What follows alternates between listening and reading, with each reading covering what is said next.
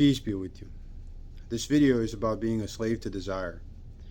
In the 25th chapter of the Quran, Surah called Furqan, verses 43 and 44, we're told, "Have you seen him who takes his desire as his God? Will you then be his protector? Or do you think that most of them hear or understand?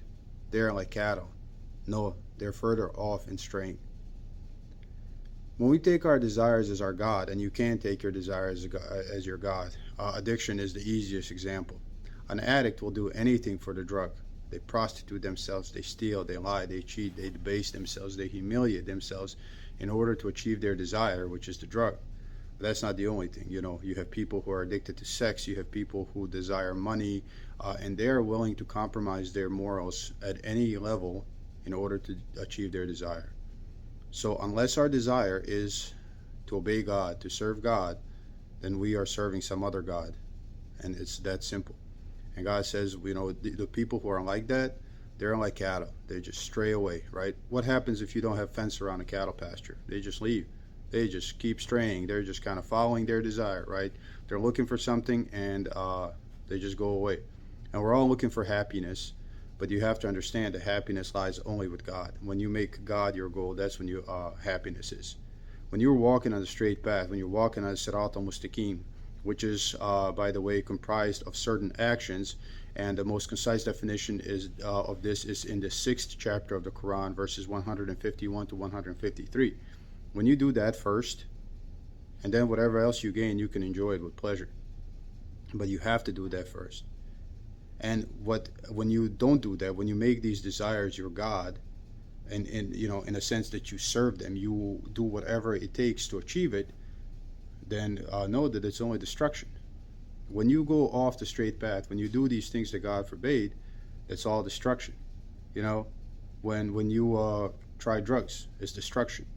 When it's all pain. When you hurt your parents, it's all pain, and you only realize that when your kids start hurting you. So it's always just pain. Right? And God will not allow pain in heaven, so we have to be able to not to do this. But it's also pain in this world. Fornication. It's pain. Yeah, it's all of it is temporary pleasure. You can satisfy your anger, you can satisfy your pleasure, you can satisfy your craving for a drug, but right as soon as you're done with it, it's pain. So God forbids these things for a reason. And if you just think about desire, think about a small child that chases his ball out on the street and the car is coming and he didn't look both ways. There's a reason why his parents told him not to do that, right? They knew the car was there. They knew the danger was there. And the kid had no idea. It's like, why would they forbid me to do this? Or if the parents tell him don't go in the van with the man with the candy, parents know what's up. But the kid doesn't. The kid cannot even foresee. It's not that they don't know what's up. They can't even imagine it. They can't even imagine the danger. But the danger is there. So the kid follows his desire, and then they get hurt. And that is exactly how it is with us and God. We can't even foresee the danger, but the danger is there. Drugs is an easy example.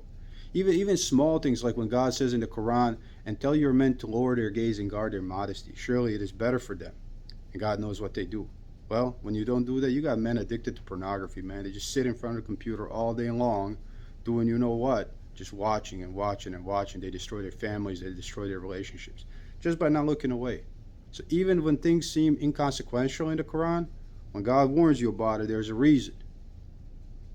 So if we take our desires as our God, then pain and destruction is destined for our life here and in the hereafter. Point is to make God God. And that's the whole point. So whoever does that, they will find happiness in this world, even through hardship. Even in hardship, if you make God your goal in life, you will find contentment. Otherwise, all you're going to do is suffer. So desire is not worth being your God. God is. Peace be with you.